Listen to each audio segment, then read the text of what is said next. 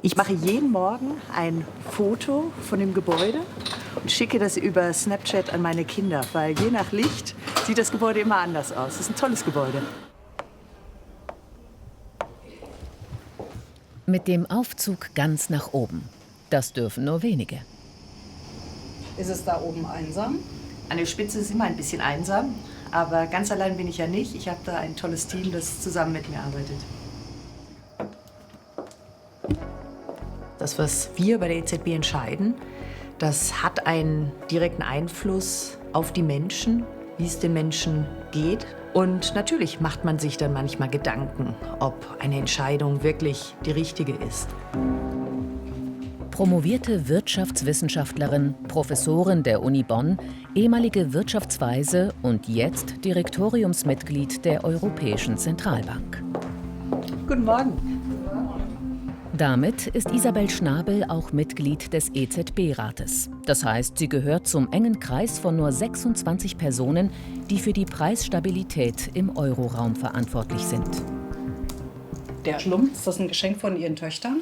Nein, den habe ich mir tatsächlich selbst gekauft. Aber wenn es mal ganz turbulent hergeht, dann werfe ich einen Blick auf meinen Schlumpf und dann geht es schon wieder ein bisschen besser. Turbulent wird es auch jetzt wieder. In 2 Wochen werden die Leitzinsen neu festgelegt. Das geschieht alle 6 Wochen. Der Leitzins, der hat Auswirkungen auf die Finanzierungsbedingungen in der Wirtschaft. Und davon hängt es ab, wie viel die Menschen konsumieren, wie viel die Unternehmen investieren, wie hoch die Arbeitslosigkeit ist. Und das hat natürlich Auswirkungen, unmittelbare Auswirkungen auf das Leben der Menschen. Welche Rolle spielen Sie in diesem Prozedere? Ich bin bei der EZB zuständig für die Finanzmärkte. Und deshalb halte ich am Anfang der geldpolitischen Sitzung einen der beiden Einführungsvorträge. Haben Sie damit Einfluss auf die Entscheidungsfindung des Leitzinses? Auf jeden Fall ist natürlich so, dass ich ein bisschen die Möglichkeit habe, den Ton zu setzen und auf bestimmte Entwicklungen hinzuweisen, die ja dann auch eine Rolle spielen für die folgende Entscheidung. Wird es dann per Stimmenabgabe entschieden? Also wir stimmen tatsächlich sehr selten ab, sondern wir versuchen uns im Rahmen der sehr ausgiebigen Diskussion auf eine gemeinsame Linie zu einigen.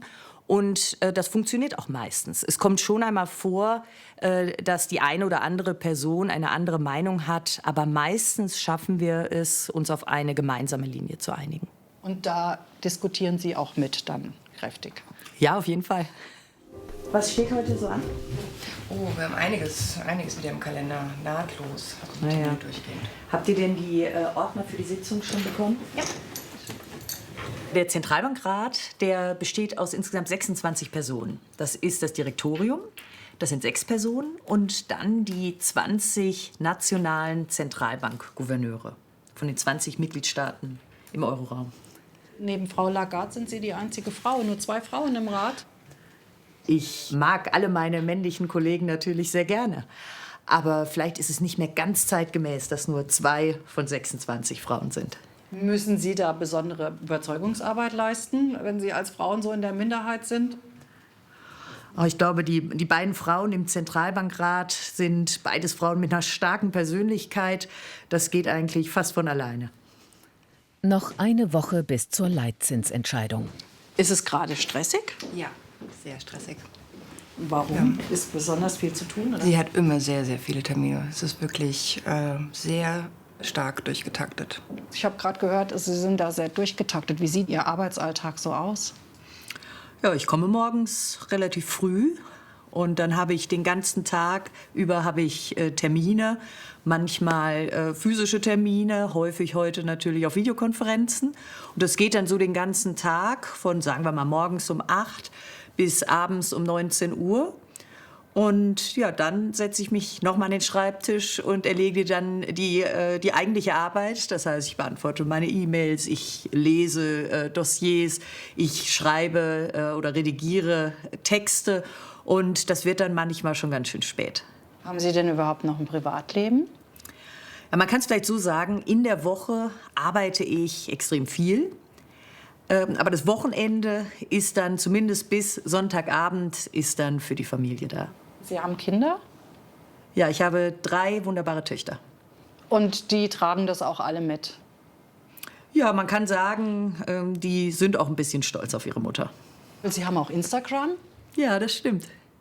Ich kann Ihnen mal zeigen, mein Account. Und das ist so eine Sache, die ich zum Beispiel vor kurzem gemacht habe. Das war ganz witzig. Also ich finde, für eine EZB-Direktorin ist das schon sehr unkonventionell. Ich kenne das ja von meinen Kindern. Vieles läuft über Social Media.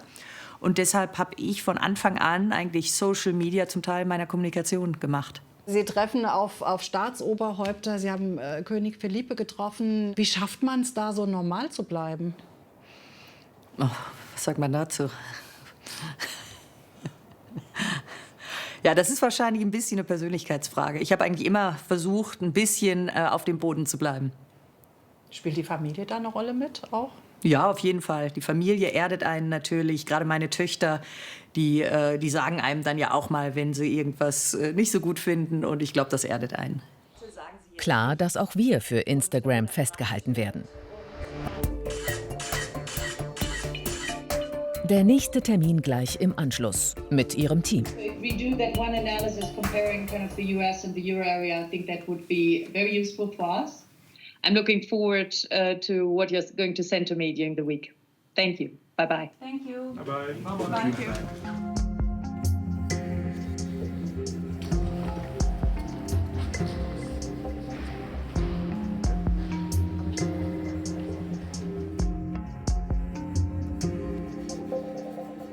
Eine Woche später. Es ist der Tag der Zinsentscheidung, 7 Uhr früh im Ratssaal. Isabel Schnabel checkt nochmal ihren Vortrag. Zusammen mit den anderen Ratsmitgliedern wird sie gleich wieder darüber entscheiden, ob ein Kredit teurer oder günstiger wird. Sind Sie jetzt nervös? Nein, nervös ist der falsche Ausdruck, aber ich bin natürlich ein bisschen angespannt. Es geht um wichtige Entscheidungen und ich nehme das ausgesprochen ernst und bereite mich immer sehr gut vor. Und deshalb ist dieser Tag schon immer etwas ganz Besonderes. Das heißt, dass sie auch darauf Einfluss hat, ob eine Firma investieren oder ein Häuslebauer sich den Kredit leisten kann. Isabel Schnabel trägt eine hohe Verantwortung. Bereitet Ihnen das manchmal schlaflose Nächte? Ja, zu Beginn meiner Tätigkeit war das noch mehr der Fall. Inzwischen habe ich natürlich eine gewisse Erfahrung. Und das hilft dann eben auch dabei, professionell mit der Situation umzugehen. Aber man darf eben nie vergessen, die Verantwortung, die wir haben, ist riesengroß. Haben Sie noch einen Blick auf die Menschen da unten oder verliert man das so ein bisschen, wenn man so weit oben sitzt in der Arbeitshierarchie? Ja, ich versuche tatsächlich viel mit Menschen zu sprechen, also auch in meinem Alltag, dass ich also spreche mit der Verkäuferin in der Bäckerei oder mit meiner Friseurin, um einfach ein bisschen Gefühl dafür zu bekommen, was die Menschen wirklich umtreibt. Und da habe ich natürlich mitbekommen, wie sehr die Inflation auf den Menschen lastet. Und das zeigt einem dann noch mal ganz unmittelbar, wie wichtig das ist, was wir tun. Bald geht's los. Frank Lautenschläger hat seinen Platz eingenommen in der Regie. Ja, 25 Minuten haben wir noch. So, also noch Zeit für einen Kaffee, ja, wenn die Vorbereitungen alle abgeschlossen sind. Ne? Der Kollege, der guckt jetzt hier noch mal nach den Kameras. Das ist ja jetzt heute der zweite Teil der Sitzung. Nur ein halber Tag. Gestern ist das ein voller Tag gewesen. Und wenn du hier 9 Stunden zusammen in einer Kabine sitzt, ich meine, dann sprichst du natürlich auch. Dann erzählt man sich auch mal ein paar private Sachen. Ja, Ja, aber wenn die hier tagen, dann müsst ihr doch konzentriert dabei sein. ja also Das ist richtig. man lernt mit der Zeit mit einem Ohr mitzuhören, was draußen passiert. Das Unterbewusstsein ist so geschult, dass man es wirklich sofort wahrnimmt, wenn was nicht im Reinen ist. Wie viel Uhr haben wir jetzt? 10 Minuten. Jetzt füllt sich der Raum langsam. Ein Hüsteln der EZB kriegt ihr als erstes mit. Ja, sicher. Also wir sind damit die Ersten. Es besteht natürlich auf der anderen Seite da auch eine große Verantwortung. Ja, man muss hier sehr darauf bedacht sein, das geheim zu halten, ja, dass nichts nach außen dringt. Ist das für dich ein besonderes Privileg? Irgendwie schon. Ne? Das eben ist Frau Schnabel reingekommen. Es bleibt ein gewisses Gefühl, dass das was Besonderes ist. Natürlich, ja, ganz klar. Die Ratsmitglieder, die kommen jetzt so peu à peu hier rein, also nicht in einem Pulk. Da wird natürlich auch noch mal das ein oder andere Wort gewechselt. Aber so langsam wird es Zeit. 4 Minuten haben wir noch und in der Regel fängt unsere Präsidentin auch immer sehr pünktlich an. Drinnen werden jetzt letzte Unterlagen verteilt, die auch oftmals bis zur letzten Minute noch hier und da geändert werden und deswegen werden die so spät verteilt. Ja. Jetzt kommt die Präsidentin, 1 Minute vor 8, super pünktlich, wie immer.